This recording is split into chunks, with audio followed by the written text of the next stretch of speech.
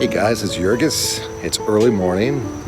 The traffic's starting to pick up, the sprinklers are going, and I'm starting my routine in the morning, which is to check on the garden, to see how they're doing. It's been very, very hot. I enjoy gardening a lot. I think I share with you guys how much I enjoy it. I don't do it as a profession. I do it as it just brings me joy.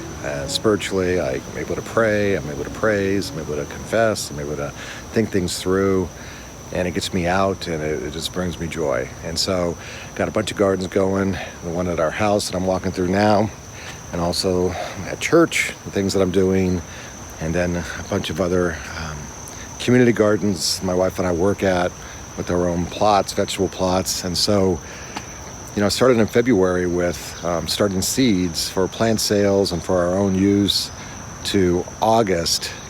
After a period of time, the heat and everything else just weighs you down and you're like, I need a break. But fortunately, I had a trip that came up kind of out of the blue. So I'm not going to say it was random. I'm going to say it was a providence to allow me to cancel something I was going to do, and after that was canceled, this practicum came to my attention in Santa Rosa, where a number of men, in this case 35 men from around the United States, gathered at St. Seraphim Church in Santa Rosa again, and spent basically 2.5 days of intense training. And I say intense because the time commitment each day was close to 14 hours. Started with the liturgy, ended with a service usually every day, and then between it was a lot of activity that kind of gave you an overview of what the deacons do. And there's a lot of stuff. And so, my church, Father Tim, you've met him on the channel in the past, he takes the role of deacon. He does everything. We don't have a deacon the time I've been at Holy Trinity. So I never saw a separation between what a priest does per se and what the deacon does. And so to see that was quite interesting, and to take the information in with the quantity and the time frame was like drinking from a fire hose in my case. But I will tell you that there was a man who had been ordained a deacon, I think it just a few weeks, maybe a month before he showed up at the, maybe not even a month, at the program. And he was on the hot seat from the perspective of all the instructors were like helping him, but you could view that as being very, if you were a bit prideful about this, you can see yourself being uncomfortable, being the center of attention with situations you're unsure of.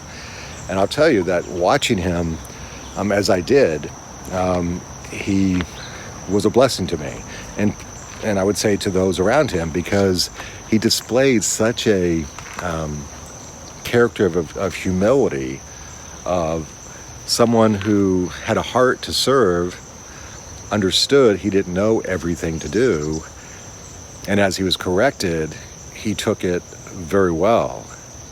And that can be tough in today's day and age, when those self-centered or self-promotional on us, to actually, in a group of other people,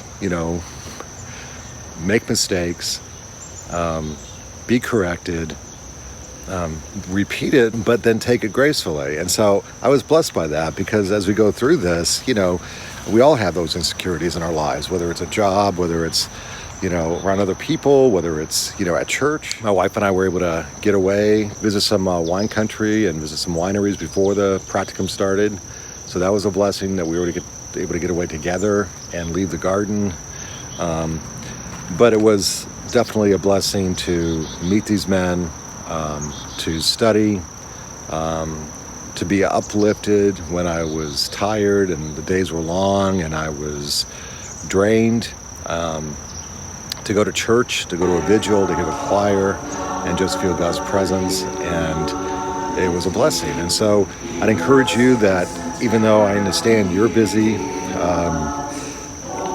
children, relationships, jobs, other volunteer projects you might be doing, in addition to all that sometimes stepping out, when doors open. It was a good example of teaching me what humility looks like. And I think we oftentimes need to exercise humility in our lives. And so I wanted to touch bases with you guys a little bit. Hopefully you guys continue to do well. And I will talk to you on the next Orthodox Gardener. Bye.